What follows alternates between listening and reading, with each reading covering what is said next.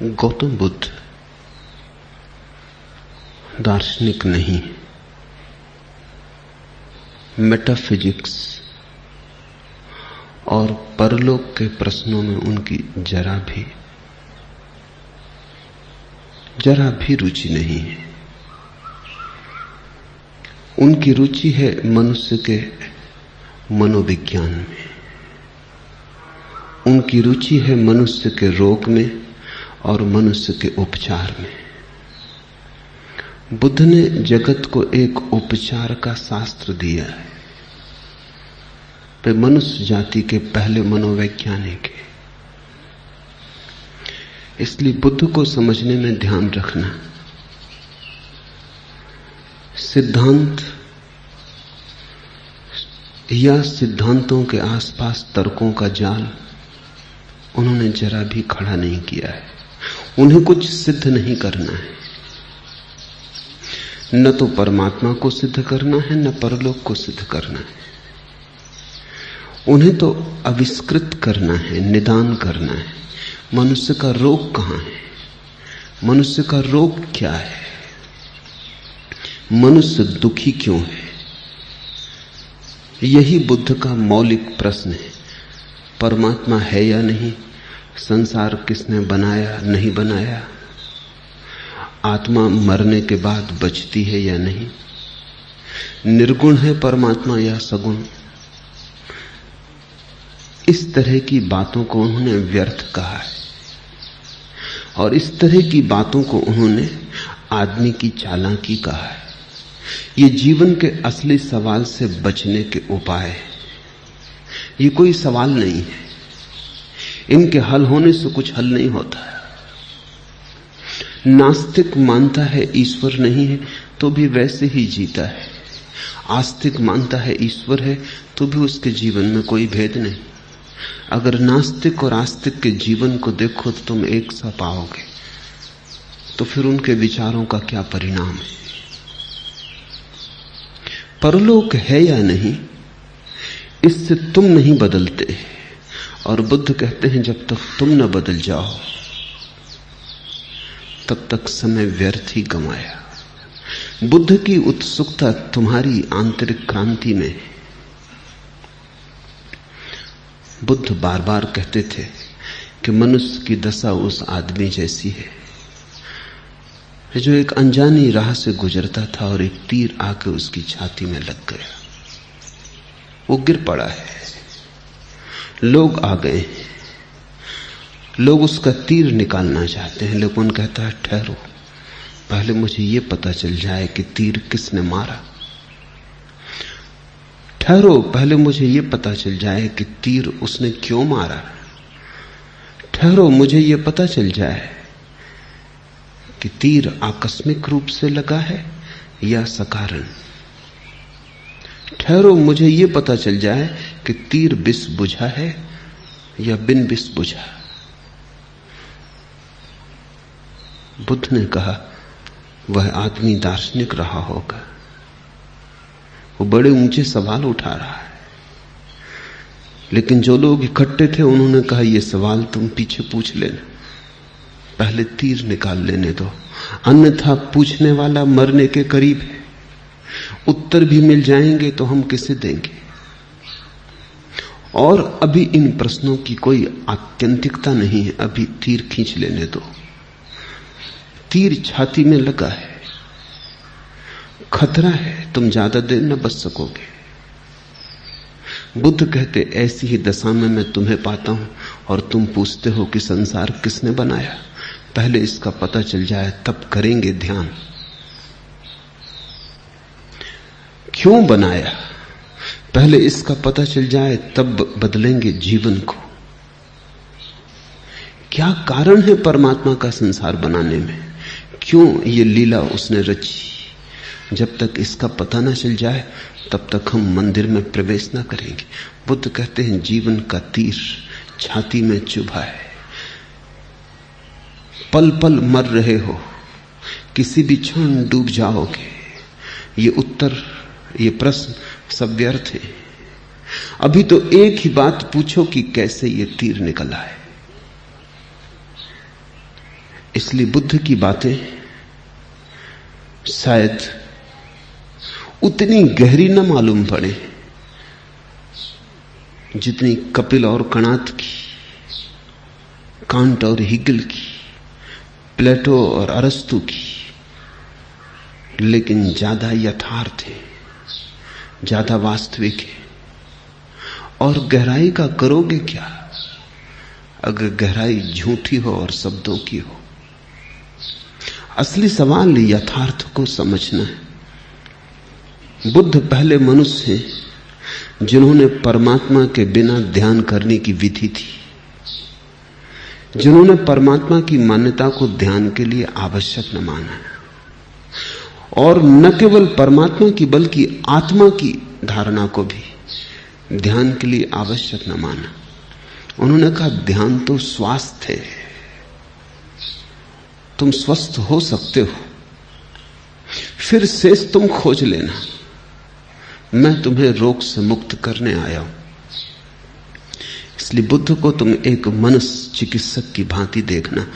वे धर्मगुरु नहीं, धर्मगुरु मान लेने से बड़ी भ्रांति हो गई तो लोग उन्हें दूसरे धर्मगुरुओं के साथ गिन देते। वे धर्मगुरु जरा भी नहीं है। कहीं परमात्मा की धारणा के बिना कोई धर्म हो सकता है, कहीं आत्मा की धारणा के बिना कोई धर्म हो सकता है। तत्व की तो कोई बुद्ध ने बात ही नहीं की, तथ्य की बात की। उन जैसा यथार्थवादी खोजना मुश्किल है। और उन्होंने मनुष्य की असली तकलीफ को पकड़ा और कहा यह तकलीफ सुलझ सकती। उन्होंने 4 आर्य सत्यों की घोषणा की कि मनुष्य दुखी है। इसमें किसको संदेह होगा? इसका कौन विरोध करेगा? मनुष्य दुखी है, मनुष्य के दुख का कारण है। ठीक बुद्ध वैसे ही बोलते हैं जैसा वैज्ञानिक बोलता है, दुख का कारण है। क्योंकि अकारण कैसे दुख होगा? पैर में पीड़ा हो तो कांटा लगा होगा, सिर दुखता हो तो कारण होगा। पीड़ा है तो अकारण कैसे होगी? पीड़ा का कारण है। तो बुद्ध ने कहा पहला आर्य सत्य कि मनुष्य दुख में है, दूसरा आर्य सत्य कि दुख का कारण है, और तीसरा आर्य सत्य कि दुख के कारण को मिटाया जा सकता है, और चौथा आर्य सत्य कि एक ऐसी भी दशा है जब दुख नहीं रह जाता। बुद्ध ने यह भी नहीं कहा कि वहां आनंद होगा, क्योंकि वो कहते हैं व्यर्थ की बातों को क्यों करना। इतना ही कहा वहां दुख नहीं होगा। आनंद को तुम समझोगे कैसे? आनंद तुमने जाना नहीं, वो शब्द थोथा है, अर्थहीन है। तुम उसमें जो अर्थ भी डालोगे वो वही होगा जो तुमने जाना है। तुम अपने सुख को ही आनंद समझोगे, उसको थोड़ा बड़ा कर लोगे, करोड़ गुना कर लोगे, लेकिन वो मात्रा का भेद होगा, गुण का ना होगा। और आनंद गुणात्मक रूप से भिन्न है। वो तुम्हारा सुख बिल्कुल नहीं है, वो तुम्हारा दुख भी नहीं है, सुख भी नहीं। तो बुद्ध ने कहा उसकी बात कैसे करें? उसकी बात ही करनी उचित नहीं। इतना ही कहा कि दुख निरोध हो जाएगा। तुमने जिसे दुख की तरह जाना है वो वहां नहीं होगा। बीमारी नहीं होगी, स्वास्थ्य क्या होगा वो तुम स्वयं स्वाद ले लेना और जान लेना। और जिन्होंने भी स्वाद लिया उन्होंने कहा नहीं। गूंगे का गुड़ है। ये जो बुद्ध के वचन हैं उनके मनोविज्ञान की आधारशिलाएं। विषय रस में शुभ देखते हुए विहार करने वाले, इंद्रियों में असंयत, भोजन में मात्रा न जानने वाले, आलसी और अनुद्यमी पुरुष को मार वैसे ही गिरा देता है जैसे आंधी दुर्बल वृक्ष को।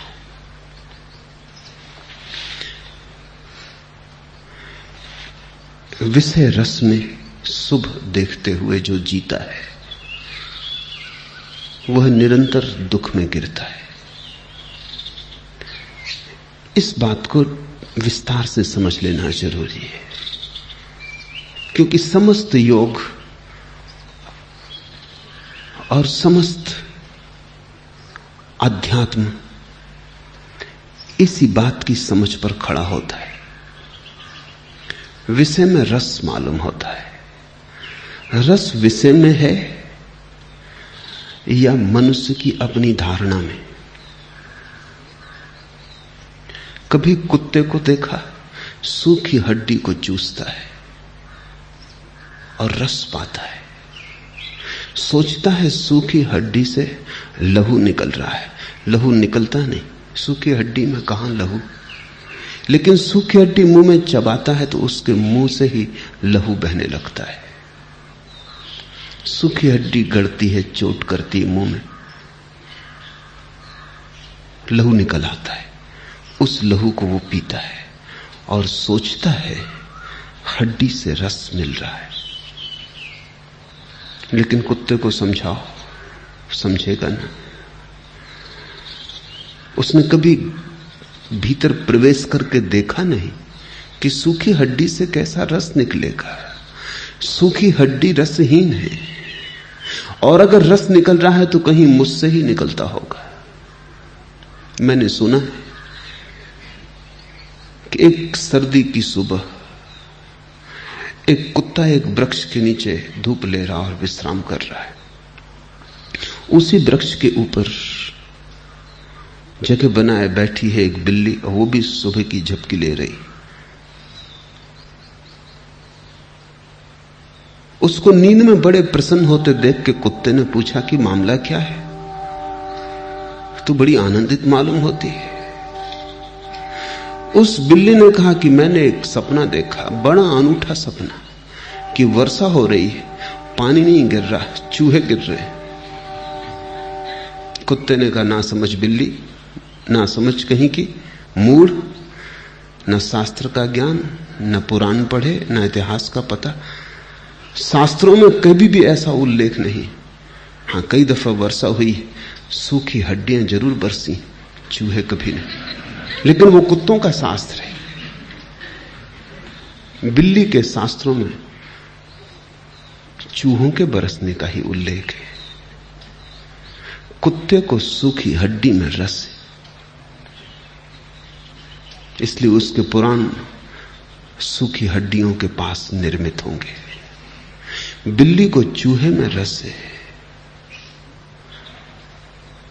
तो निश्चित ही चूहे में कुछ ऐसा नहीं है जिसके कारण बिल्ली को रस है।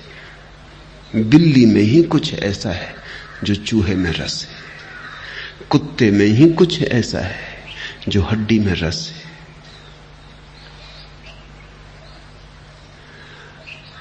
हमारी वृत्ति में कहीं रस का कारण है, विषय वस्तु में नहीं। ये पहला विश्लेषण। मैं पढ़ रहा था, दूसरे महायुद्ध में एक घटना घटी। बर्मा के जंगलों में सिपाहियों का एक जत्था, सैनिकों का एक जत्था जूझ रहा है युद्ध में। महीनों हो गए, उन युवकों ने स्त्री की शक्ल नहीं देखी। और एक दिन दोपहर को एक तोता उड़ा, जोर से कहता हुआ कि बड़ी सुंदर युवती है, अत्यंत सुंदर युवती है। सैनिकों ने अपनी बंदूकें रख दी। बहुत दिन हुए स्त्री नहीं देखी, और तोता कह रहा है तो वो सब तोते का पीछा करते हुए भागे कि कहां जा रहा है।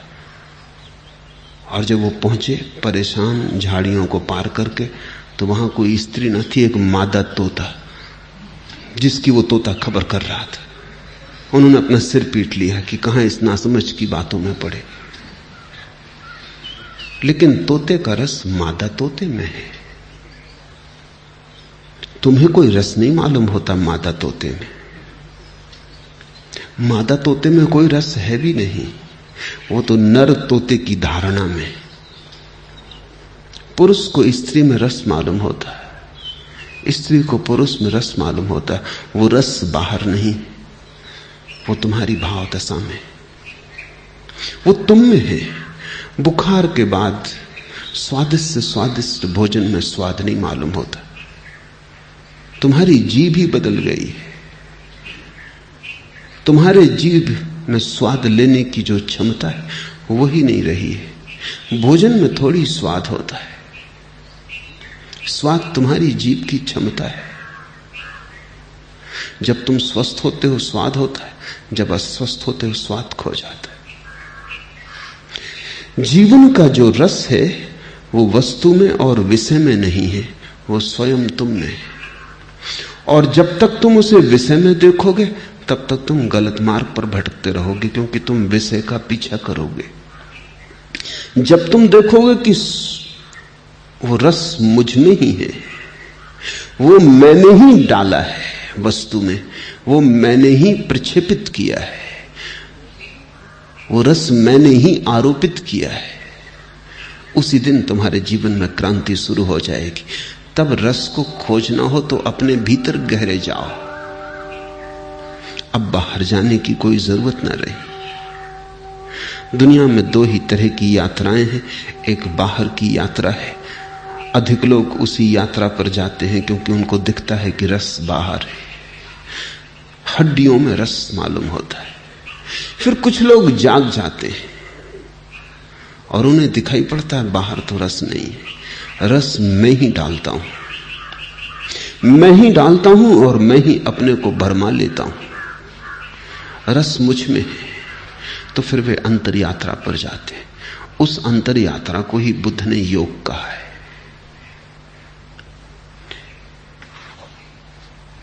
विषय रस में शुभ देखते हुए विहार करने वाले इंद्रियों में असंयत, और जब तुम विषय रस में देखोगे रस, विषय में देखोगे रस, तब तुम्हारी इंद्रियां अपने आप असंयत हो जाएंगी। क्योंकि मन चाहता है भोग लो, जितना ज्यादा भोग सको, कुछ चूक ना जाए। समय भागा जाता है, जीवन चुका जाता है, मौत करीब आती चली जाती है, कुछ छूट ना जाए, कुछ ऐसा न रह जाए कि मन में पछतावा रहे कि भोग ना पाए। तो भोग लो, ज्यादा से ज्यादा भोग लो। उस ज्यादा की दौड़ से असंयम पैदा होता है। आंख थक जाती है तो भी तुम रूप को देखे चले जाते हो, जीभ थक जाती है तो भी तुम भोजन किए चले जाते हो, पेट और लेने को तैयार नहीं है फिर भी तुम भरे चले जाते हो। तब रस तो दूर रहा, विरस पैदा होता है। ज्यादा खाने से कोई आनंदित नहीं होता, पीड़ित होता है। ज्यादा देखने से आंखें सौंदर्य से नहीं भरती, सिर्फ थक जाती, धूमिल हो जाती। ज्यादा दौड़ने से धन वस्तुएं इकट्ठी करने से भीतर एक तरह की रिक्तता बढ़ती जाती है, कुछ भराव नहीं आता। लेकिन मरते दम तक, आखिरी क्षण तक आदमी भोग लेना चाहता है। मैंने सुना है, हाथ को जुम्बिश नहीं, आंखों में तो दम है। रहने दे अभी सागर और मीना मेरे आगे। मर रहे हो, हाथ नहीं हिल सकता, हाथ को जुम्बिश नहीं, आंखों में तो दम है, अभी देख तो सकता हूं, इसलिए शराब की प्याली को मेरे सामने से मत हटाओ। हाथ बढ़ा के पी भी नहीं सकता आप।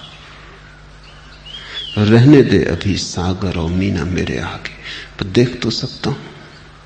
मरते दम तक, जब तक आखिरी श्वास चलती है, तब तक भोग का रस बना रहता है, वो छूटता ही नहीं। जवानी चली जाती है, बुढ़ापा घेर लेता है, लेकिन मन जवान ही बना रहता है। मन उन्हीं तरंगों से भरा रहता है जो जवानी में तो संगत भी हो सकती थी। तूफान था, अब तो तूफान भी जा चुका। तूफान के चिन्ह रह गए हैं रेत के तट पर बने, याददाश्त रह गई है, लेकिन याददाश्त भी भरमाती, सपने बनाती। मन में तो व्यक्ति जवान ही बना रहता है, मौत आ जाती है, लेकिन भीतर आदमी जीवन के रस में ही डूबा रहता है। तब दुख ना हो तो क्या हो। दुख का अर्थ है जहां नहीं था वहां खोजा। दुख का और क्या अर्थ है? रेत से तेल निकालने की चेष्टा की, आकाश कुसुम तोड़ने चाहे जो थे ही नहीं, खरगोश के सींग खोजे जो थे ही नहीं। दुख का इतना ही अर्थ है जो नहीं हो सकता था उसकी कामना की, फिर हाथ खाली रह जाते हैं, मन बुझा बुझा, सब तरफ विफलता का ढेर लग जाता है और वही ढेर तुम्हारी कब्र बन जाता है। जब तक विषय में रस है और ऐसा दिखाई पड़ता है कि वहां सुख है, जब तक आंख भीतर नहीं मुड़ी और ये नहीं दिखाई पड़ा कि सुख मैंने डाला है, वो मेरी दृष्टि है, मैं जहां डालूं वहां सुख होगा। और जब मुझे ये समझ में आ जाए कि सुख मुझ में ही है, तो फिर डालने का सवाल क्या, मैं अपने में डूब जाऊं तो महासुख होगा, आनंद होगा। जब तक वैसी घड़ी नहीं घटती तब तक इंद्रियां असंयत होंगी। जब दृष्टि ही भ्रांत है तो संयम नहीं हो सकता। संयम तो संतुलित दृष्टि का परिणाम है, संयम तो सम्यक दृष्टि का परिणाम है। सम्यक का अर्थ है जहां है वहां दिखाई पड़े, जहां नहीं है वहां दिखाई ना पड़े। तो फिर खोज सार्थक हो जाती, तो उपलब्धि होती, तो सिद्धि होती, तो जीवन में सुख के फूल लगते, तो आनंद का अहोभाव पैदा होता है। विषय रस में सुख देखते हुए विहार करने वाले, इंद्रियों में असंयत, भोजन में मात्रा न जानने वाले, आलसी और अनुद्यमी पुरुष को मार वैसे ही गिरा देता है जैसे आंधी दुर्बल वृक्ष को। मार बुद्ध का शब्द है काम वासना के देवता के लिए। ये शब्द बड़ा अच्छा है, ये राम का बिल्कुल उल्टा है। अगर राम को उल्टा करके लिखें तो मां, फिर बड़े आ की मात्रा और फिर रा, ठीक उल्टा हो जाए तो मार हो जाता। मार बुद्ध का शब्द है काम वासना के देवता के लिए। और दो ही चित्त दशाएं, या तो मार से प्रभावित या राम से आंदोलित। या तो तुम भीतर की तरफ चलो तब तुम राम की तरफ चले, या तुम बाहर की तरफ चलो तब तुम मार की तरफ चले। मार उस व्यक्ति को वैसे ही गिरा देता है जैसे आंधी दुर्बल वृक्ष को। काम वासना का देवता शक्तिशाली नहीं, तुम दुर्बल हो। इस बात को ठीक से स्मरण रखो। काम वासना का देवता शक्तिशाली नहीं है, और अगर तुम गिर गए हो तो उसकी शक्ति के कारण नहीं गिरे हो, तुम गिरे हो अपनी दुर्बलता के कारण। जैसे कि कोई सूखा जड़ से टूटा वृक्ष दुर्बल हुआ, दीन जर्जर हुआ, वृद्ध हुआ, आंधी में गिर जाता है। आंधी ना भी आती तो भी गिरता है। आंधी तो बहाना है, आंधी तो मन समझाने की बात है, क्योंकि ऐसे ही गिर गए बिना किसी के गिराए तो चित्त को और भी पीड़ा होगी। ना भी आंधी आती तो वृक्ष गिरता ही, अपनी ही दुर्बलता गिराती है, दूसरे की सबलता का सवाल नहीं है। क्योंकि वस्तुतः वहां कोई वासना का देवता खड़ा नहीं है जो तुम्हें गिरा रहा है, तुम ही गिरते हो, अपनी दुर्बलता से गिरते हो। और आदमी दुर्बल कैसे हो जाता है? जो जहां नहीं है वहां खोजने से धीरे धीरे अपने पे आस्था खो जाती। व्यर्थ में सार्थक को खोजने से और न पाने से आत्मविश्वास डिग जाता है, पैर लड़खड़ा जाते हैं, और जीवन भर असफलता हाथ लगती हो तो स्वाभाविक है कि भरोसा नष्ट हो जाए और आदमी डरने लगे, कपने लगे। पैर उठाए उसके पहले ही जानने लगेगा कि मंजिल तो मिलनी नहीं है, यात्रा व्यर्थ है, क्योंकि हजारों बार यात्रा की है और कभी कुछ हाथ लेकर लौटा नहीं, हाथ खाली के खाली रहे।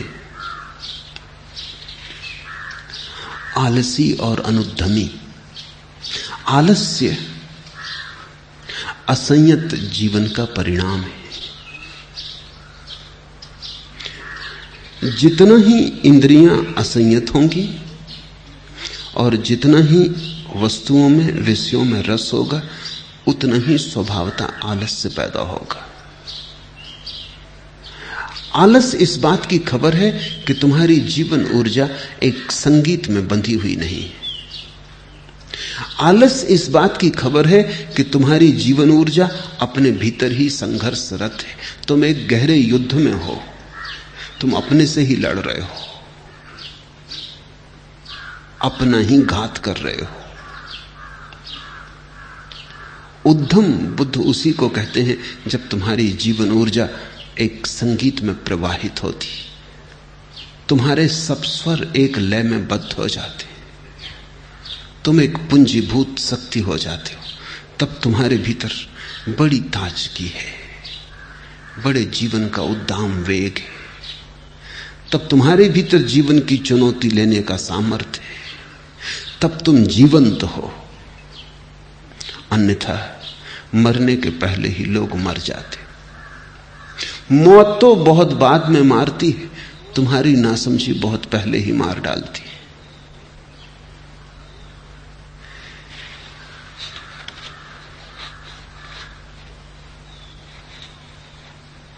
विषय रस में अशुभ देखते हुए विहार करने वाले, इंद्रियों में संयत, भोजन में मात्रा जानने वाले, श्रद्धावान और उद्यमी पुरुष को मार वैसे ही नहीं डिगाता जैसे आंधी सैल पर्वत को। आंधी आती है, जाती है, कोई हिमालय उससे डिगता नहीं, पर तुम्हारे भीतर हिमालय की शांत संयत दशा होनी चाहिए। हिमालय एक प्रतीक है, बहुमूल्य, शैल शिखर। अर्थ केवल इतना है कि तुम जब भीतर अडिग हो, जब तुम्हें कुछ भी डिगाता नहीं, जब तुम ऐसे स्थिर हो जैसे शैल शिखर, आंधी आती है चली जाती है, तुम वैसे ही खड़े रहते हो जैसे पहले थे, तब तो ऐसा होगा कि आंधी तुम्हें और स्वच्छ कर जाएगी। गिराना तो दूर, तुम्हारी धूल झंखार झाड़ जाएगी, तुम्हें और नया कर जाएगी, ताजा कर जाएगी। इसे ऐसा समझो कि तुम राह से गुजरते हो, एक सुंदर युवती पास से गुजर गई।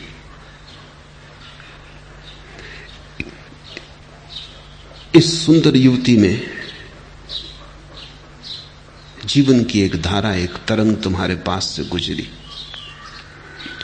अगर तुम्हारी ऐसी भ्रांति चित्त की दशा है कि रस विषय में है, तो तुम कब चाहोगे?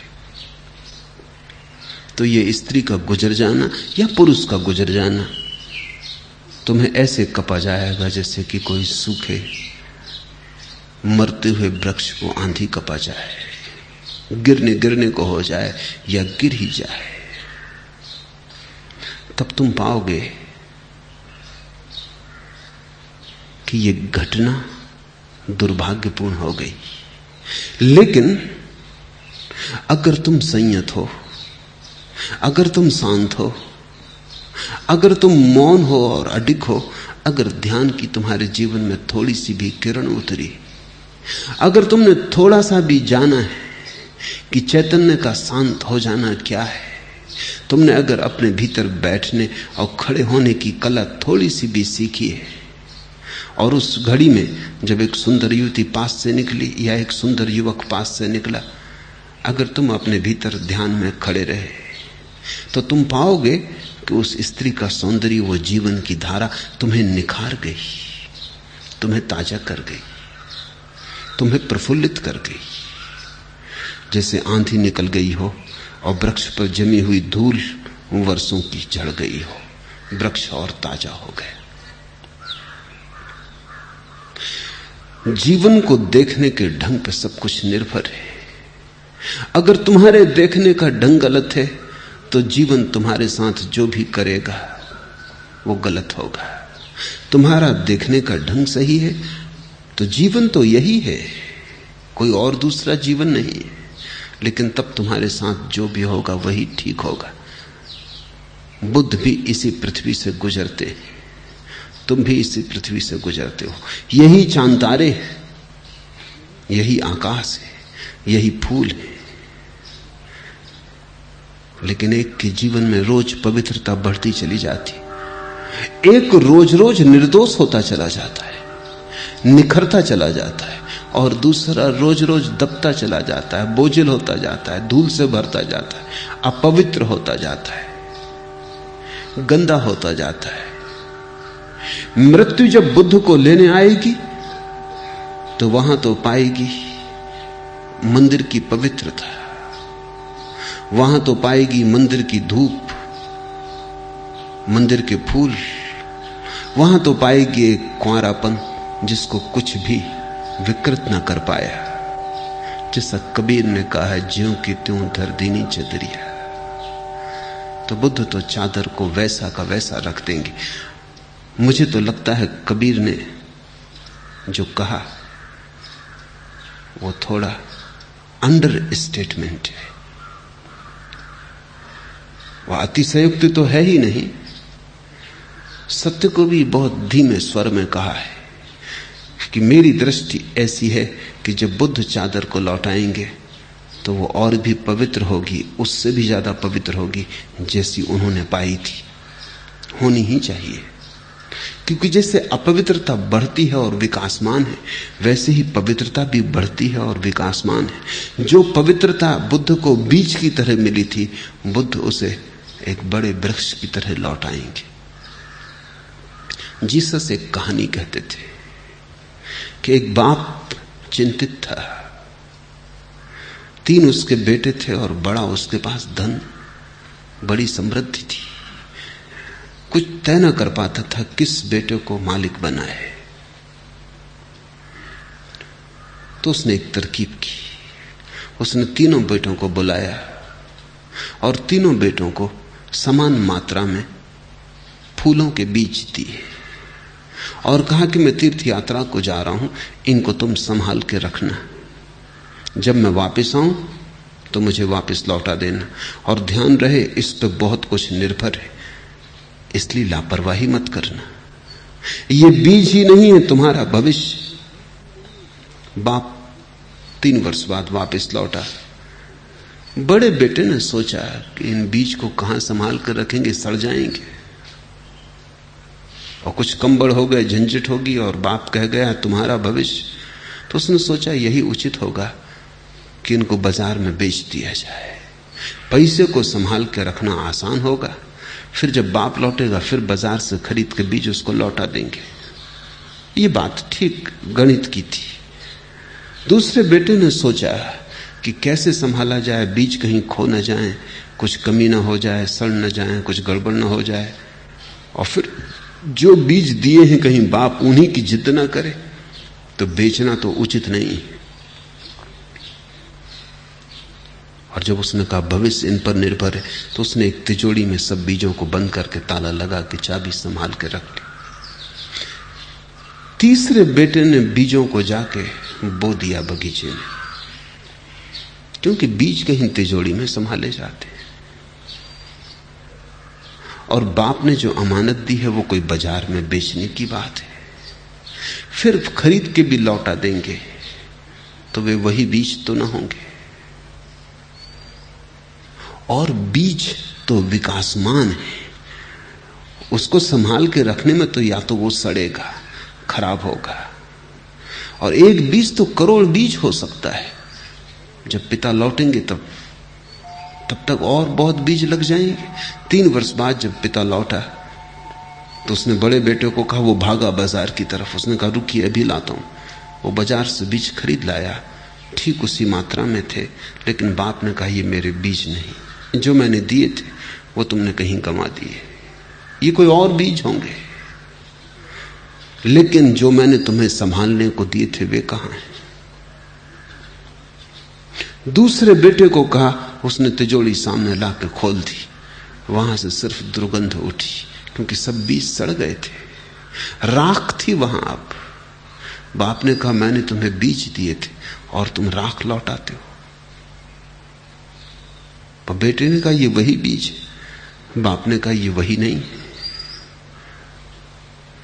दूसरे ने तो कम से कम बीज लौटाए हैं, दूसरे बीज हैं, तुम्हारे तो बीज भी नहीं, ये तो राख है। मैंने तुम्हें बीज दिए थे। बीज का मतलब होता है जो अंकुरित हो सके। क्या ये राख अंकुरित हो सकेगी? क्या इसमें फूल लग सकेंगे? तीसरे बेटे को पूछा, बेटे ने कहा आप मकान के पीछे आए, क्योंकि बीज वहां हैं जहां उन्हें होना चाहिए। पीछे करोड़ों फूल खिले थे और बेटे ने कहा अभी जल्दी फसल आने के करीब है, हम बीज आपको लौटा देंगे, लेकिन हम उतने ही लौटाने में असमर्थ हैं जितने आपने दिए थे, करोड़ गुना हो गए। और उतने ही क्या लौटाना, क्योंकि बीज का अर्थ ही होता है जो बढ़ रहा है, जो प्रतिपल विकासमान है, उसको उतना ही कैसे लौटाया जा सकता है। उसको उतना ही लौटाने का तो पहला उपाय है जो बड़े भाई ने किया, बेच दिया बाजार में, दूसरे खरीद लाया। और वही बीज भी मैं आपको नहीं लौटा सकता हूं, उनकी संतान लौटा सकता हूं, क्योंकि वही बीज तो सड़ जाते, उनके लौटाने का तो ढंग वही है जो मेरे दूसरे भाई ने किया, जिसने आपको राख दी। लेकिन जिन बीजों से सुगंध उठ सकती है उनको दुर्गंध की शकल में लौटाना मुझे न भाया। ये आपके बीज हैं, आप संभाल लें, ये सारे फूल आपके। थोड़े से बीज करोड़ गुना हो गए थे। नहीं, कबीर ने जो कहा है वो अतिशयोक्ति नहीं। उन्होंने सत्य को बड़े धीमे स्वर में कहा है, ज्यों की त्यों धर देनी चदरिया। बुद्धों ने चदरिया को और भी निखार के लौटाया है, जो बीज थी उसको फूल की तरह लौटाया है। पवित्रता बढ़ती है, प्रतिपल जैसे अपवित्रता बढ़ती है। तुम जिसे संभालोगे वही बढ़ने लगता है। जीवन में कोई चीज रुकी हुई नहीं है, सभी चीजें गतिमान है। जीवन एक प्रवाह है, या तो पीछे की तरफ जाओ या आगे की तरफ जाओ, रुकने का कोई उपाय नहीं। जो जरा भी रुका वो भटका। ये पंक्तियां ध्यान से सुनो। जुस्तजुए मंजिल में एक जरा जो दम लेने, काफिले ठहरते हैं राह भूल जाते। जरा दम लेने, जुस्तजुए मंजिल में एक जरा जो दम लेने, इस जिंदगी की राह पर, यात्रा पर जरा दम लेने को भी जो ठहरते हैं, काफिले ठहरते हैं राह भूल जाते। जो रुका वो भूला, जो जरा ठहरा वो भटका, क्योंकि जो आगे न गया वो पीछे गया, जो बढ़ा नहीं वो गिरा, जो चला नहीं वो पीछे सरका। क्योंकि जीवन गति है, यहां ठहराव नहीं है। एडिंगटन का बहुत प्रसिद्ध वचन है कि मनुष्य की भाषा में रेस्ट शब्द, ठहराव, सबसे झूठा शब्द है, क्योंकि ऐसी कोई घटना कहीं नहीं, कोई चीज ठहरी हुई नहीं। तुम यहां बैठे हो, ठहरे हुए नहीं हो। तुम लगते हो बैठे हो, चल रहे हो, प्रतिपल बढ़ रहे हो। रात सो रहे हो तब भी ठहरे हुए नहीं हो, बिस्तर पर भी हजारों प्रक्रियाएं चल रही। तुम्हारा जीवन गतिमान है। रात भी नदी बह रही है, सुबह भी नदी बह रही, दिन भी नदी बह रही, अंधेरा हो कि उजेला, आकाश में बादल घिरे हों कि आकाश खुला हो, नदी बह रही। वैज्ञानिक कहते हैं कि रात सोते समय भी तुम्हारा मस्तिष्क पूरा काम कर रहा है, सीना पूरा काम कर रहा है, श्वास चल रही है, शरीर में खून शुद्ध किया जा रहा है, भोजन पचाया जा रहा है। तुम बूढ़े हो रहे हो, जवान हो रहे हो, कुछ घट रहा है। रुकाव जैसी कोई चीज नहीं। पत्थर भी ठहरा हुआ नहीं, क्योंकि पत्थर भी रेत होने के रास्ते पर आगे बढ़ा जा रहा है। आज पत्थर है, कल रेत हो जाएगा। कुछ भी ठहरा हुआ नहीं है। ठहराव झूठ है, ठहराव भ्रांति है, गति सत्य है। बुद्ध ने तो गति को इतने आत्यंतिक ऊंचाई पर उठाया कि बुद्ध ने कहा कि जहां भी तुम्हें कोई चीज ठहरी हुई मालूम पड़े वहीं समझ लेना झूठ है। इसलिए बुद्ध ने परमात्मा शब्द का उपयोग नहीं किया, क्योंकि परमात्मा शब्द में ही ठहराव मालूम होता है। परमात्मा का मतलब है जो हो चुका और अब नहीं हो सकता है, जिसमें कोई गति नहीं। परमात्मा में गति कैसे होगी? क्योंकि गति तो अपूर्ण में होती है, पूर्ण में कैसी गति? वो तो है ही वही जो होना चाहिए, अब उसमें कुछ और हो नहीं सकता। परमात्मा बूढ़ा नहीं हो रहा, ज्यादा ज्ञानी नहीं हो रहा, अज्ञानी नहीं हो रहा, पवित्र नहीं हो रहा, अपवित्र नहीं हो रहा। बुद्ध ने कहा ऐसी कोई चीज है ही नहीं। बुद्ध ने कहा है शब्द झूठ है, होना शब्द सत्य है। जब तुम कहते हो पहाड़ है तो बुद्ध कहते हैं ऐसा मत कहो पहाड़ है, ऐसा कहो पहाड़ हो रहा है। बुद्ध के प्रभाव में जो भाषाएं विकसित हुई, जैसे बर्मी, जो कि बुद्ध धर्म के पहुंचने के बाद भाषा बनी, तो वहां है जैसा कोई शब्द नहीं है बर्मी भाषा में। जब पहली दफा बाइबल का अनुवाद किया बर्मी भाषा में तो बड़ी कठिनाई आई। गॉड इज, इसको कैसे अनुवाद करो? ईश्वर है, इसके लिए कोई ठीक ठीक रूपांतर बर्मी भाषा में नहीं होता। और जब रूपांतर करो तो उसका मतलब होता है गॉड इज बिकमिंग, ईश्वर हो रहा है, क्योंकि वो बुद्ध के प्रभाव में भाषा बनी है। बुद्ध ने कहा हर चीज हो रही।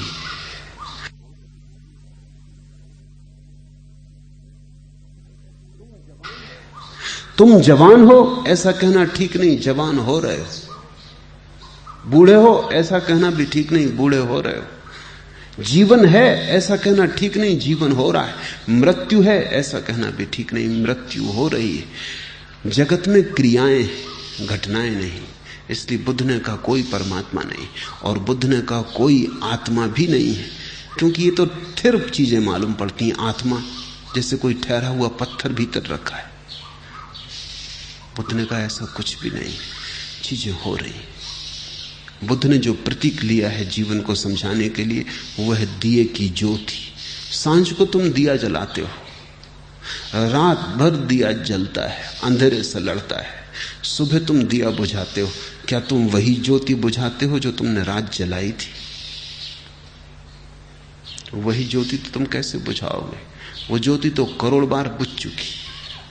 ज्योति तो प्रतिपल बुझ रही है, धुआं होती जा रही है, नई ज्योति उसकी जगह आती जा रही है। रात तुमने जो ज्योति जलाई थी वो सुबह तुम उसे थोड़ी बुझाओगे, उसी की श्रृंखला को बुझाओगे, उसी को नहीं। वो तो जा रही, भागी जा रही है, तिरोहित हुई जा रही आकाश में। नई ज्योति प्रतिपल उसकी जगह आ रही। तो बुद्ध ने कहा तुम्हारे भीतर कोई आत्मा है ऐसा नहीं, चित्त का प्रवाह है। एक चित्त जा रहा है, दूसरा आ रहा है, जिससे दिए की ज्योति आ रही। तुम वही ना मरोगे जो तुम पैदा हुए थे। जो पैदा हुआ था वो तो कभी का मर चुका। जो मरेगा वो उसी संतति में होगा, उसी श्रृंखला में होगा, लेकिन वही नहीं। ये बुद्ध की धारणा बड़ी अनूठी, लेकिन बुद्ध ने जीवन को पहली दफे जीवंत करके देखा, और जीवन को क्रिया में देखा, गति में देखा। और जो भी आलस में पड़ा है, जो रुक गया है, ठहर गया है, जो नदी ना रहा और सरोवर बन गया, वो सड़ेगा।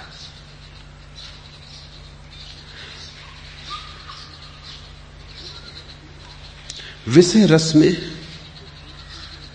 अशुभ देखते हुए विहार करने वाले, इंद्रियों में संयत भोजन में मात्रा जानने वाले श्रद्धावान और उद्यमी पुरुष को मार वैसे ही नहीं दिखाता जैसे आंधी सैल पर्वत को।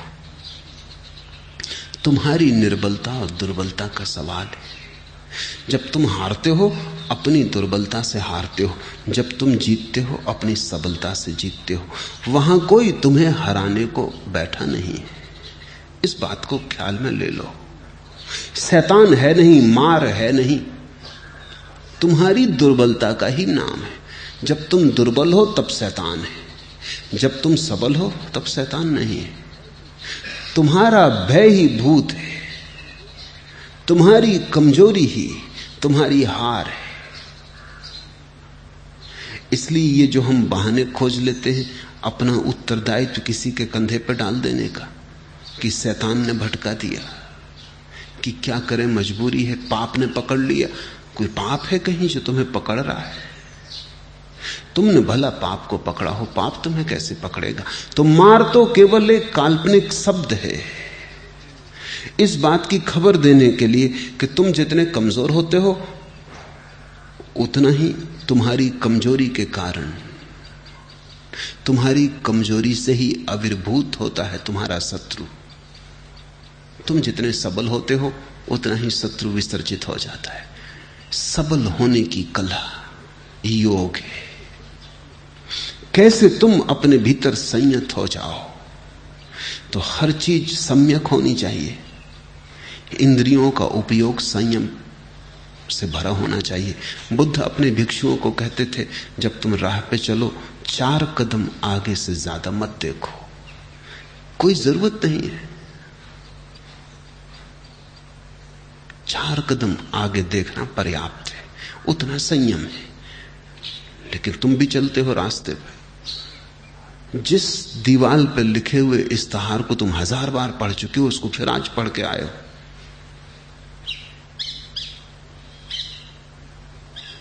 वो चाहे हिम कल्याण तेल हो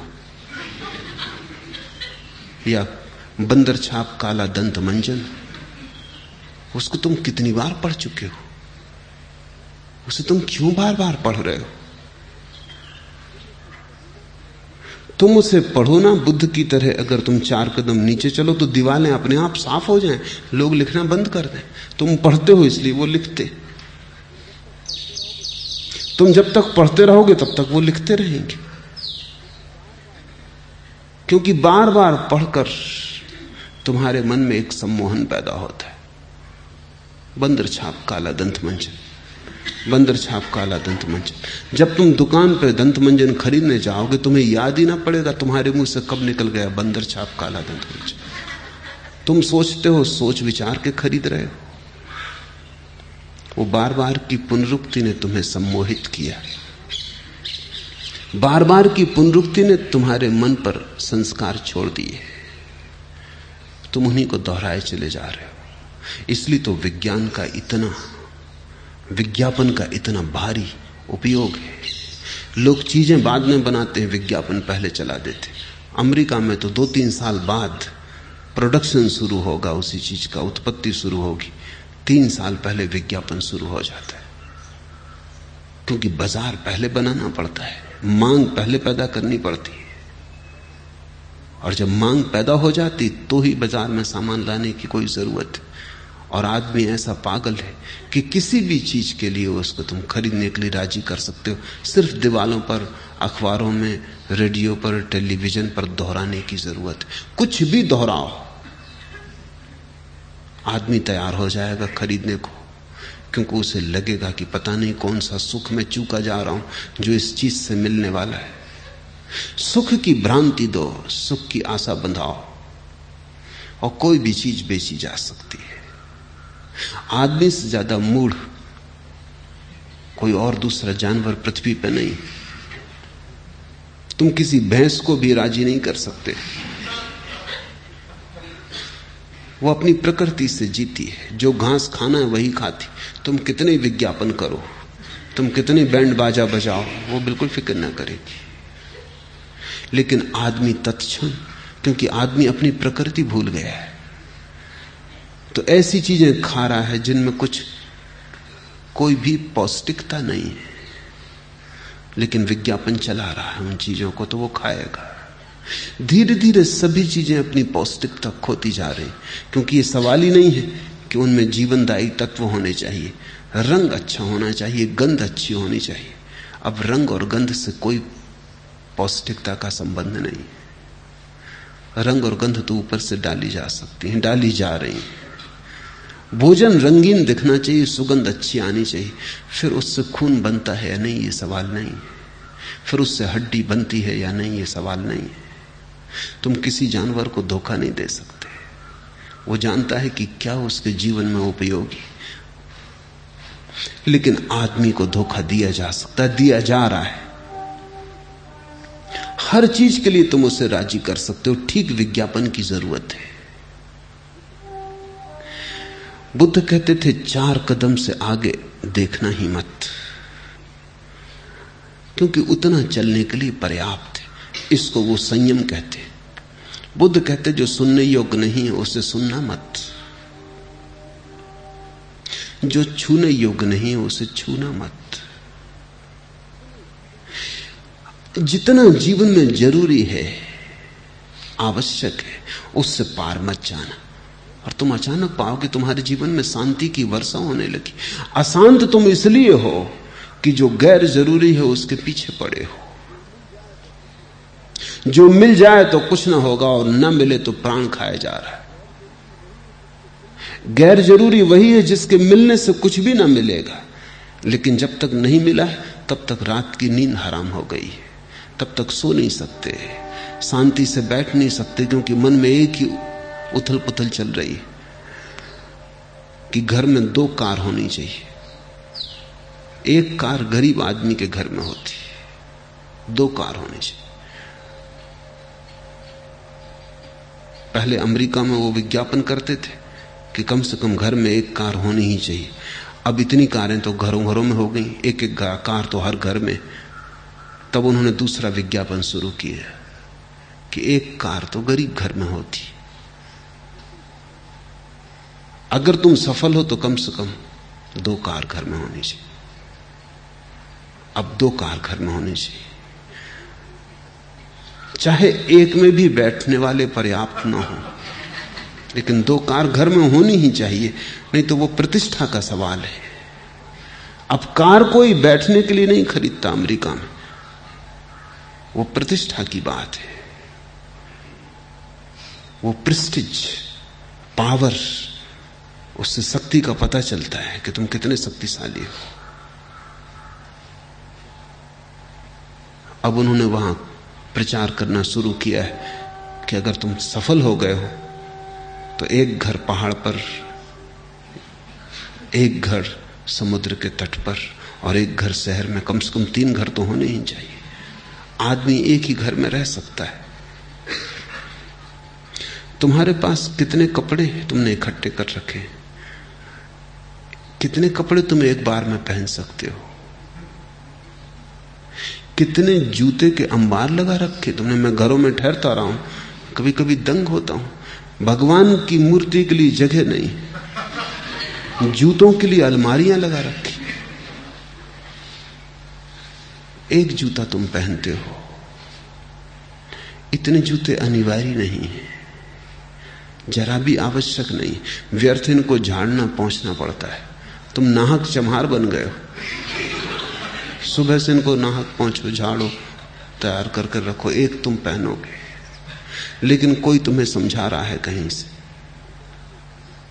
कि ऐसा होना चाहिए। तुम अगर अपने जीवन की फेहरिस्त बनाओ कि तुमने कितना गैर जरूरी इकट्ठा कर लिया है, तो तुम 90% गैर जरूरी पाओगे। और उस 90% के लिए तुमने कितना श्रम उठाया, कितनी चिंता ली, कितने व्याकुल हुए, कितना व्यर्थ जीवन गमाया। और अगर कोई तुमसे कहे ध्यान, इबादत, प्रार्थना, तुम कहते हो समय कहां है? समय है नहीं, समय होगा भी कैसे, क्योंकि व्यर्थ के लिए इतना समय दिया जा रहा है। बुद्ध ने कहा है, जिस व्यक्ति को भी यह समझ में आ गया कि विषयों के में रस नहीं है, वो संयत होने लगता है, अपने आप संयत होने लगता है। तब उसका जीवन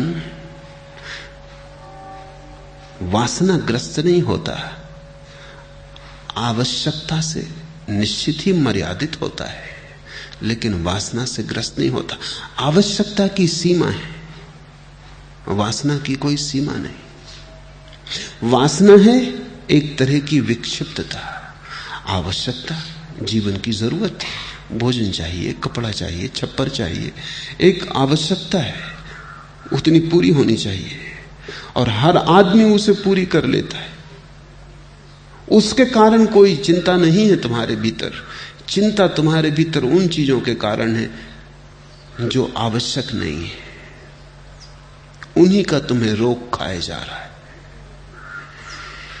विषय रस में अशुभ देखते हुए विहार करने वाले, इंद्रियों में संयत, भोजन में मात्रा जानने वाले, श्रद्धावान और उद्यमी पुरुष को मार वैसे ही नहीं डिगाता जैसे आंधी सैल पर्वत को।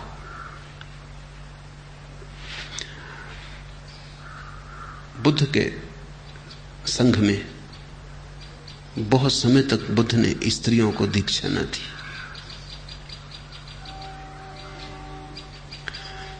बहुत आग्रह करने पर और एक बड़ी अनूठी महिला कृसा गौतमी के अत्यंत निवेदन करने पर बुद्ध ने स्वीकार किया। लेकिन तब उन्होंने कुछ नियम बनाए। जब वो नियम बनाते थे तो उन्होंने भिक्षुओं से कई सवाल पूछे नियम बनाने के निमित्त, और आनंद ने बहुत से प्रश्न उठाए नियमों के संबंध में, ताकि सब नियम विस्तारपूर्ण हो जाएं। तो आनंद ने पूछा कि कोई भिक्षु अगर किसी स्त्री को मार्ग पर मिले या भिक्षुणी को मार्ग पर मिले तो क्या व्यवहार होना चाहिए? तो बुद्ध ने कहा, भिक्षुणी चाहे भिक्षु उम्र में उससे छोटा भी हो तो भी उसे प्रणाम करे। ये बात जरा बुद्ध के मुंह में जमती नहीं। महावीर ने भी यही नियम बनाया कि भिक्षुणी चाहे साध्वी, चाहे 70 साल की हो, चाहे दीक्षा लिए उसे 50 साल हो गए हों, और अभी कल के दीक्षित साधु के सामने भी आ जाए तो झुक के नमस्कार करे, साधु को ऊपर बिठाए, स्वयं नीचे बैठे। ये बात महावीर के मुंह में भी जमती नहीं, क्योंकि दोनों स्वतंत्रता के बड़े, समानता के बड़े परिपोषक थे। जैन और बौद्ध दोनों परेशान रहे कि कैसे इन बातों को छिपाया जाए, वो इनकी चर्चा नहीं उठाते। लेकिन मैं इसमें बड़ा गहरा कारण देखता हूं, क्योंकि बुद्ध और महावीर जब ऐसी बात कहते हैं तो बड़े अर्थ हैं उनके। एक मनुष्य के मन की बड़ी गहरी बात बुद्ध ने पकड़ी। अगर कोई स्त्री पुरुष को सम्मान दे तो फिर पुरुष की वासना उसके प्रति बहनी मुश्किल हो जाती, कठिन हो जाती। अगर कोई स्त्री तुम्हारे पैर छू ले तो फिर वासना असंभव हो जाती, उसने द्वार बंद कर दिया। क्योंकि पुरुष वासना में उसी स्त्री के प्रति झुक सकता है जिसने उसे सम्मान न दिया हो, जिसने उसे आदर न दिया हो। क्योंकि वासना में झुकने का मतलब है पुरुष खुद अपनी ही आंखों में अपने से नीचे गिरता है। इसलिए वेश्या के साथ तुम जितने वासना का संबंध बना सकते हो, किसी और के साथ नहीं बना सकते, क्योंकि उसके नीचे सामने नीचे गिरने में कोई डर नहीं है, उसने कभी तुम्हें कोई आदर दिया नहीं। बुद्ध और महावीर ने दोनों ने पुरुष के अहंकार को पकड़ लिया ठीक जगह, कि उसका अहंकार ही अगर रुक जाए तो ही रुक सकेगा, अन्यथा वासना का प्रवाह हो जाएगा। अगर कोई स्त्री तुम्हें बहुत सम्मान से चरण छू ले तो उसने तुम्हें इतना सम्मान दिया कि अब तुम्हें इस सम्मान की रक्षा करनी पड़ेगी। अब तुम्हें ऐसा व्यवहार करना पड़ेगा जिसमें उसका दिया गया सम्मान खंडित ना हो। अब तुम वासना के तल पर नीचे न उतर सकोगे। उसने रास्ता रोक दिया। आनंद ने पूछा कि अगर कोई ऐसी घड़ी आ जाए कि स्त्री और पुरुष साथ साथ हों, भिक्षु भिक्षुणी साथ साथ हों तो एक दूसरे का स्पर्श, तो बुद्ध ने कहा नहीं, पुरुष स्त्री को न छुए, स्त्री पुरुष को न छुए। आनंद ने कहा और अगर कोई ऐसी मजबूरी आ जाए कि भिक्षुणी बीमार हो या भिक्षु बीमार हो और सेवा करनी पड़े, तो बुद्ध ने कहा वैसी दशा में छुए, लेकिन होश रखे। पहले तो देखे ना, अगर देखना पड़े तो छुए ना, अगर छूना पड़े तो मूर्छा में ना रहे, होश रखे, भीतर जागा रहे। क्योंकि मनुष्य के मन की जो वासनाएं हैं उनकी आदत तो बड़ी प्राचीन है और होश बड़ा नया है। ध्यान तो अभी साधा है, साधना शुरू किया है, और वासना बड़ी प्राचीन है, जन्मों जन्मों की है। उसके संस्कार बड़े गहरे हैं और जरा सा भी का प्रभु शुरू हुआ है। अगर जागे ही रहो, अगर भीतर होश को रखो, तो ही संभव है कि धीरे धीरे पुरानी परिपाटी टूटे, पुरानी लीक मिटे, नया रास्ता बने। मार के साथ संबंध पुराने, राम के साथ संबंध बनाने। जो असार को सार समझते हैं और सार को असार, वे मिथ्या संकल्प के भाजन लोग सार को प्राप्त नहीं होते। अगर तुमने सार को असार समझा है, असार को सार समझा है, अगर ऐसी विपरीत तुम्हारी बुद्धि है, सोचते रहो। इसलिए तो एक बहुत मजे की घटना जीवन में घटती। वो घटना यह है कि जब तक तुम्हें धन नहीं मिलता तब तक पता नहीं चलता कि धन आसार है, जब मिलता है तब पता चलता है। ठीक भी है, क्योंकि जब तक मिला नहीं तब तक पता कैसे चले, तब तक तो तुम्हें सार दिखाई पड़ता है। जब मिल जाता है तब बड़ी मुश्किल खड़ी होती, क्योंकि जिसको सार मान के इतने दिन खोजा, इतना श्रम उठाया, इतनी स्पर्धा की, इतने जूझे, इतना जीवन गमाया, वो जब मिलता है तब अचानक तुम हैरान हो जाते हो कि सार तो कहीं भी नहीं। फिर भला तुम दूसरों से ना उतना की को भी नहीं चलता। जिनको तुम पंडित कहते हो उनको जितने अपने अज्ञान का बोध होता है किसी को भी नहीं होता। कहें भला ना, कहने के लिए हिम्मत चाहिए, कहने के लिए बड़ा दुस्साहस चाहिए, क्योंकि कहने का मतलब यह होगा कि मैं अपने पूरे जीवन को व्यर्थ घोषित करता हूं कि अब तक मैंने जो खोजा, जो मैंने श्रम उठाया, वो 2 कौड़ी का साबित हुआ, मैं गलती में था। बड़ा मुश्किल होता है ये मानना कि मैं गलती में था, और सफलता के शिखर पर मानना तो अहंकार के बिल्कुल प्रतिकूल हो जाता है। लेकिन यही कथा है, असफल ही सोचता है कि सार होगा धन में, सार होगा पद में। जो पद पर देखने की क्षमता हो तो हर सफल आदमी में तुम असफलता को पाओगे, और हर आदमी की यश कीर्ति में तुम बड़ा संतप्त हृदय पाओगे, रोता हुआ हृदय पाओगे। मुस्कुराहटों में अगर झांकने की क्षमता आ जाए तो तुम छिपे हुए आंसू देख पाओगे। जो असार को सार समझते हैं और सार को असार, वे मिथ्या संकल्प के भाजन लोग सार को प्राप्त नहीं होते, होंगे भी कैसे। जो सार को सार जानते हैं और असार को असार, वे सम्यक संकल्प के भाजन लोग सार को प्राप्त होते हैं। सार क्या है इसे जान लेना आधा पा लेना है। क्या है सार? अब तक जिंदगी में तुमने जो खोजा है उसमें से तुम्हें क्या ऐसा लगता है जो सार कहा जा सके? धन खोज लिया, कल तुम मरोगे वो पड़ा रह जाएगा। जो साथ ना जा सके वो सार कैसे होगा? प्रशंसा पाली, लोगों ने तालियां बजाई और गजरे पहना दिए। गजरे क्षण भर बाद कुंभला जाएंगे, तालियों की आवाज हो भी ना पाएगी और खो जाएगी। और सारी दुनिया भी ताली बजाए, तो भी सार क्या होगा, मिलेगा क्या? उससे तुम्हें कौन सी जीवन? उसने भी ताली बजाई, वो गाली देगा ही, वो बदला लेगा। जब ताली बजाई थी तो वो कोई प्रसन्नता में नहीं बजा रहा था। लोग दूसरों से अपने लिए ताली बजवाना चाहते हैं, तब प्रसन्न होते हैं। तुम भी जब कोई ताली तुम्हारे लिए बजाता तब तुम प्रसन्न होते हो। जब तुम्हें बजानी पड़ती तुम मजबूरी में बजाते हो। शायद इस आशा में बजाते हो कि हम दूसरों के लिए बजाएंगे तो दूसरे हमारे लिए बजाएंगे। चलो अभी हम तुम्हारे लिए बजा देते हैं, कल तुम हमारे लिए बजा देना। ऐसा पारस्परिक लेन देन चलता है। हम तुम्हारी प्रशंसा कर देते हैं, तुम हमारी कर देना। लेकिन कौन किसी दूसरे की सुख के लिए चेष्टा कर रहा है? लोग अपने सुख की प्रशंसा कई बड़ी देखेंगे किसी उचित समय पर, जब हमारा हाथ ऊपर होगा तुम्हारा नीचे होगा। यहां कौन अपना है? इस जिंदगी का कुल हिसाब इतना है, कुछ हसीन ख्वाब और कुछ आंसू।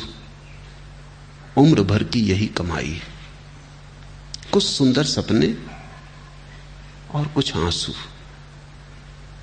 उम्र भर की यही कमाई है। सपने देखते रहो, सपनों को संजोते रहो और टूटे सपनों के लिए रोते रहो। इधर टूटे सपने इकट्ठे होते जाते हैं, तुम नए सपने देखते रहो। अतीत तुम्हारा आंसू बनता जाता है, भविष्य कुछ भी पाए नहीं, रेगिस्तान हो गया। आने वाले कल में तुम मरुद्यान बसाए हो। वो भी कल बीता जाता है, वो भी आज हो गया, वो भी कल हो जाएगा, वो भी जा रहा है। मरते वक्त तुम पाओगे पूरा जीवन एक रेगिस्तान की यात्रा थी, लंबी, थकान भरी, धूल धमास भरी, हार, संताप, चिंता सब था, लेकिन और कुछ हाथ ना लगा, धूल हाथ लगी। कुछ अपना नहीं हो पाता, और जो अपना नहीं है वो सार नहीं हो सकता। सार तो वही है जो तुम्हारा हो जाए, तुम्हारे भीतर हो जाए और कभी तुमसे अलग ना हो। आज तुम्हारा है, कल पराया हो जाए, हो ही जाएगा। कल किसी और का था। कोई घर यहां मकान नहीं है, सभी सराएं। कल कोई और ठहरा था, आज तुम ठहरे हो, कल कोई और ठहर जाएगा। दुनिया का एतबार करें तो भी क्या करें, आंसू तो अपनी आंख का अपना हुआ नहीं। अपनी आंख का आंसू भी यहां अपना नहीं होता, और अपना क्या हो सकता है? जिनको हम अपना कहते हैं वो भी अपने नहीं है। अपने अतिरिक्त अपना यहां कुछ भी नहीं। और जो और कुछ भी खोज रहा हो स्वयं को छोड़कर, वो चाहे सारी पृथ्वी की संपदा पाले, सारा साम्राज्य पाले, आखिर में पाएगा हाथ खाली, हृदय एक रोता हुआ भिखारी का पात्र जिसमें कुछ भी ना पड़ा, और जीवन ऐसे ही गया। जो जितनी जल्दी जाग जाए उतना समझदार है। बुद्धि की और प्रतिभा की यही कसौटी है कि कितनी जल्दी तुम जागे। और थोड़ी कोई बुद्धिमाप है। पश्चिम में बुद्धिमाप को नापने का ढंग है, वो बहुत सस्ता है। हमने पूरब में एक अलग ढंग निकाला। कितने जल्दी, जो जितनी जल्दी पहचान लिया उतना ही प्रतिभाशाली है। जो मरते दम तक नहीं पहचान पाता, जो आखिरी घड़ी आ जाती है और कहे चला जाता है, गो हाथ को जुम्बिश नहीं, आंखों में तो दम है, रहने दे अभी सागर और मीना मेरे आगे, वो प्रतिभाहीन है, वो मूड है, उसमें कोई समझ नहीं है। वो कितना ही समझदार हो दुनिया की नजरों में, वो अपने ही भीतर अनुभव करेगा कि उस समझदारी से उसने दूसरों को धोखा भला दिया हो, अस्तित्व को धोखा नहीं दे पाया। अस्तित्व को प्राप्त होते हैं। पहचान पाने का पहला कदम। हीरा हीरा समझ में आ जाए तो खोज शुरू होती है। पत्थर पत्थर समझ में आ जाए तो छोड़ना शुरू हो गया, छूट ही गया। को पहचान लेना महावीर ने सम्यक ज्ञान कहा है, शंकर ने विवेक कहा है। सम्यक दृष्टि, ठीक से देख लेना क्या अपना हो सकता है, अपने अतिरिक्त और कुछ अपना नहीं हो सकता। इसलिए वही खोजने योग्य है। जीसस ने कहा है तुम सारे संसार को पालो और खुद को पानी नहीं घुस पाता है, उसी प्रकार ध्यान भावना से युक्त चित्त में राग नहीं घुस पाता है। राग को तुम छोड़ ना पाओगे, ध्यान को जगाना पड़ेगा। इतनी पहचान पहले तुम्हें आ जाए कि क्या व्यर्थ है और क्या सार्थक, फिर तुम ध्यान को जगाओ। फिर राग को छोड़ने में मत लग जाना, क्योंकि वो भूल बहुतों ने की है। राग को पकड़ो तो भी राग से उलझे रहोगे, राग को छोड़ो तो भी राग से उलझे रहोगे। असली सवाल राग का नहीं है। तो बुद्ध बड़ा ठीक उदाहरण दे रहे हैं, सीधा सरल, कि ठीक से घर के छप्पर पर इंतजाम न किया गया हो, खपड़े ठीक से न छाई हो, ध्यान का छप्पर छेद वाला है। इसलिए राग को छोड़ने की फिक्र मत करना। वो तो ऐसे ही होगा कि ठीक से घर छाया हुआ नहीं है, वर्षा आ गई, आषाढ़ का मेघ घिर गए, पानी बरसने लगा और तुम घर का पानी उलीचने में लगे हो। तुम उलीचते रहो पानी, इससे कोई फर्क ना पड़ेगा, क्योंकि घर का छप्पर नए पानी को लिए आ रहा है। राग को उलीचने से कुछ भी ना होगा, छप्पर को ठीक से छा लेना जरूरी। इसलिए समस्त प्रज्ञावान पुरुषों का जोर ध्यान पर है। और जो महात्मा तुम्हें साधारणता समझाते हैं कि राग छोड़ो, गलत समझाते हैं। वो तुमसे कह रहे हैं पानी उलीचो, फिर जो थोड़ा पानी बचा रह गया उसे बाहर कर देने में क्या अड़चन होने वाली है। ध्यान जो साध लेता है उसका राग अपने आप मिट जाता है। राग से जो लड़ता है उसका राग तो मिटता है नहीं, ध्यान भी साधना मुश्किल हो जाता है। मेरे पास रोज लोग आते हैं, वो कहते हैं किसी तरह क्रोध चला जाए। मैं उनसे कहता हूं तुम क्रोध की फिक्र मत करो, तुम ध्यान करो। वो कहते हैं ध्यान से क्या होगा, आप तो हमें क्रोध छोड़ने की तरकीब बता दें। ऐसे लोग भी आ जाते हैं, वो कहते हैं हमें ध्यान व्यान से कुछ लेना देना नहीं, हमारा तो मन अशांत है, ये भर शांत हो जाए। अब वो क्या कह रहे हैं उन्हें पता नहीं, अभी कोई प्रयोजन, बस मेरी चिंता मिट जाए। अब ये आदमी ये कह रहा है कि ये जो वर्षा का पानी घर में भर गया, ये भर ना भरे, मुझे खप्पड़ छाने नहीं, मुझे मोक्ष परमात्मा आत्मा से कुछ लेना देना नहीं। अब कुछ भी नहीं किया जा सकता, क्योंकि समझ ही नहीं रहा है कि बीमारी कहां है। धन छोड़ने में मत लगना, ध्यान को पाने में लगना, क्योंकि छोड़ने